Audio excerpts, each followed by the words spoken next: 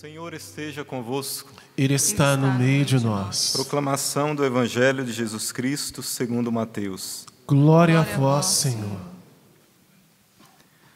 Naquele tempo, Jesus falou às multidões e aos seus discípulos: os mestres da lei e os fariseus têm autoridade para interpretar a lei de Moisés. Por isso, deveis fazer e observar tudo o que eles dizem. Mas não imiteis suas ações, pois eles falam e não praticam. Amarram pesados fardos e os colocam nos ombros dos outros, mas eles mesmos não estão dispostos a movê-los, nem sequer com o dedo.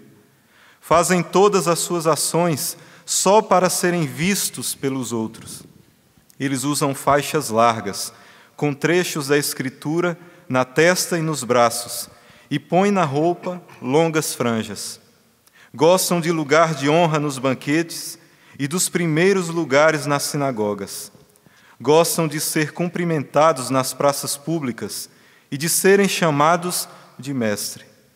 Quanto a vós, nunca vos deixei chamar de mestre, pois um só é vosso mestre, e todos vós sois irmãos. Na terra, não chameis a ninguém de pai, pois um só é vosso Pai, aquele que está nos céus. Não deixeis que vos chamem de guias, pois um só é o vosso guia, Cristo. Pelo contrário, o maior dentre vós deve ser aquele que vos serve. Quem se exaltar será humilhado, e quem se humilhar será exaltado. Palavra da salvação. Glória a vós, Senhor. Vamos aplaudir a palavra de Deus.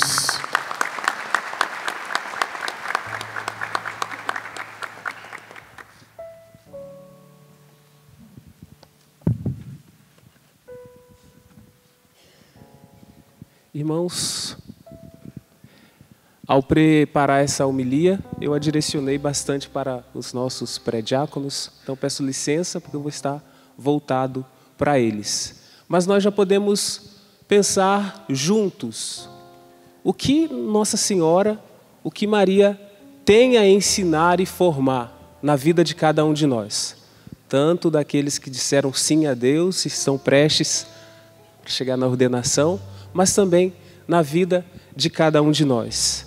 Primeiro, na casa de Maria, na escola de Maria, nós aprendemos a engrandecer a Deus com a nossa própria vida. Portanto, já vemos que não vai ter aquela separação, palavra e vida, como aconteceu com os fariseus no que Jesus disse. Maria permitiu ser inteiramente formada pela palavra. Assim nós podemos fazer também. Deixar que a palavra nos forme, nos direcione. Mas nós, amanhã vamos fazer história, viver história, porque vai se realizar no tempo aquilo que nós acreditamos que Deus pensou desde sempre. Não é esse? Desde sempre Deus escolheu. Então amanhã vai ser o dia do início na história dessa grande realização, a vocação de vocês, esse chamado tão lindo.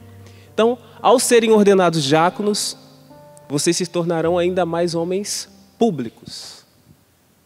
Mais ainda, um pouquinho mais, ainda mais sendo Canção Nova. E como consequência, vocês se tornarão referência, modelo para os irmãos. E o Evangelho de hoje nos apresenta dois modos para sermos referência, que nós precisaremos. Primeira referência, o primeiro modo, como modelo a não ser seguido. Lembra? Os mestres da lei, dos fariseus.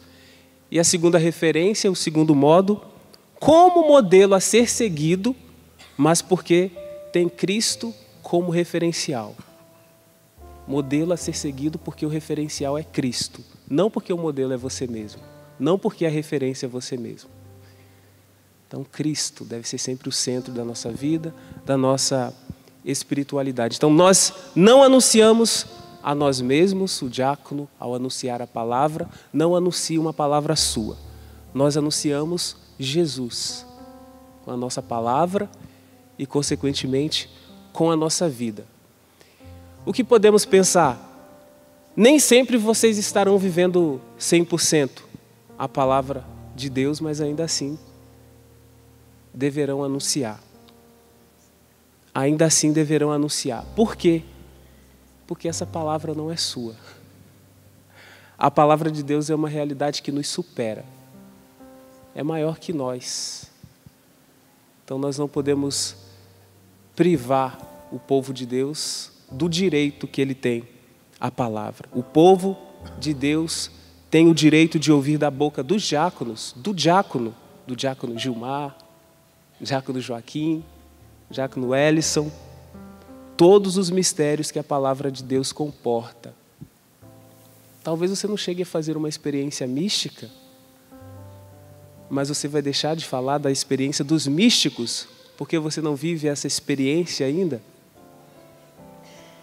Talvez você não receba estigma em sua mão, e você vai deixar de falar dessa realidade da igreja, da ação da palavra na vida de um santo, porque isso não acontece com você. Você não vive, mas você precisa anunciar. A palavra de Deus nos supera, o mistério da igreja também nos supera, e nós precisamos trazê-lo inteiro. O diácono é aquele que leva em si o peso da palavra. A palavra de Deus, para aqueles que anunciam, em muitos momentos se torna um fardo. Primeiramente por essa realidade que eu disse, mas também quando você terá que anunciar a palavra e muitas vezes você não entende ainda o mistério daquela palavra que você anuncia em sua própria vida. Você ainda não a compreende para si mesmo, mas ainda assim precisa anunciar. Anunciador da palavra. Então, o diácono só será referencial a ser seguido se ele tiver Cristo como esse único modelo. E porque Cristo é o modelo, você deverá anunciar todas as realidades que a palavra de Deus comporta. Do contrário, o mestre diácono será como os mestres da lei e os fariseus, que só fala, mas não se esforça para viver nada. Palavra e vida. Então nós podemos, neste sábado, tendo a Virgem Maria como memória, como referência, palavra e vida. Primeiro que nela não teve essa separação. Lembra? Palavra e vida. Então não podem ser duas realidades. Não podem ser realidades separadas na vida do diácono, mas também de nós padres, na vida daqueles que anunciam a palavra. Mas deve ser uma mesma coisa. Parece-nos que, ainda lá no Antigo Testamento, na primeira leitura de hoje, a experiência de Ruth, é essa experiência de quem não tinha separação ali. Entre o que ela escutava e vivia das experiências com Deus e o que ela vivia. O modo de ser serva, o modo de servir, que assim também seja na nossa vida. Eu devo ser, como diácono, como padre, o primeiro a viver e a me esforçar para trazer em mim e fazer com que seja realidade em mim a exigência da palavra. Talvez, como São Paulo, precisamos e precisaremos da ousadia de dizer, para mim, viver é Cristo. Viver é Cristo. Isso significa que palavra e vida transbordam no seu viver, transbordam nas suas ações, na pastoral. Viver é Cristo. Se para mim viver é Cristo, o que eu falo e faço não podem expressar outra coisa. a não ser Cristo mesmo, a nossa referência, o nosso modelo, o nosso referencial. Então não tenhamos medo da palavra, não tenhamos medo da grandeza da palavra que vamos anunciar, mas também não tenhamos medo de nos colocarmos inteiramente nela, de arriscar vivê-la, de arriscar deixar que ela nos transforme inteiramente, para, como eu falei no início desta homilia, para que o nosso ser inteiro engrandeça o Senhor, a minha alma engrandeça o Senhor, meu espírito exulte em Deus, que é nosso Salvador, que nos escolheu, que nos chamou.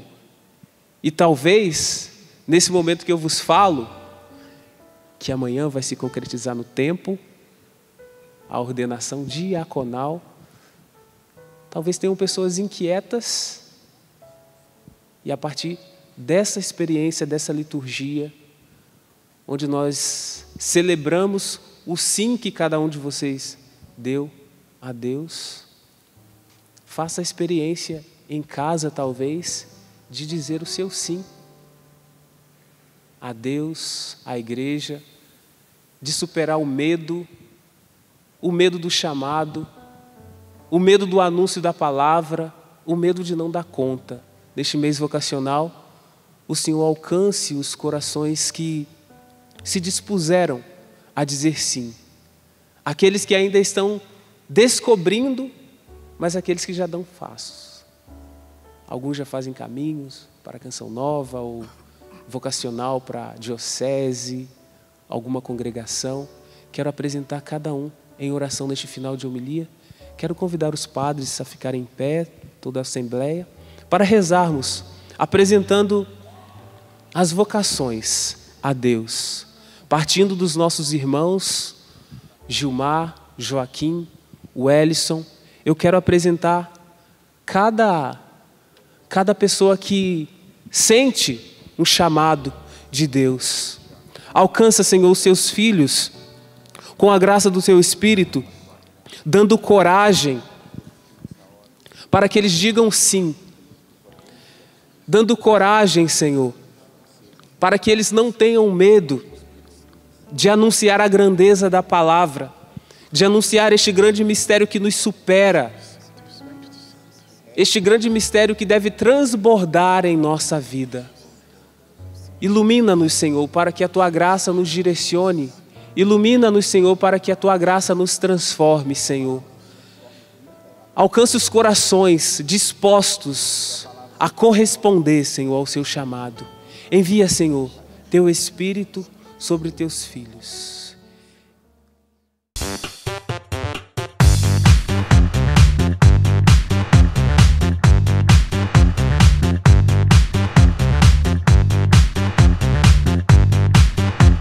CançãoNovaPlay.com. Assine já!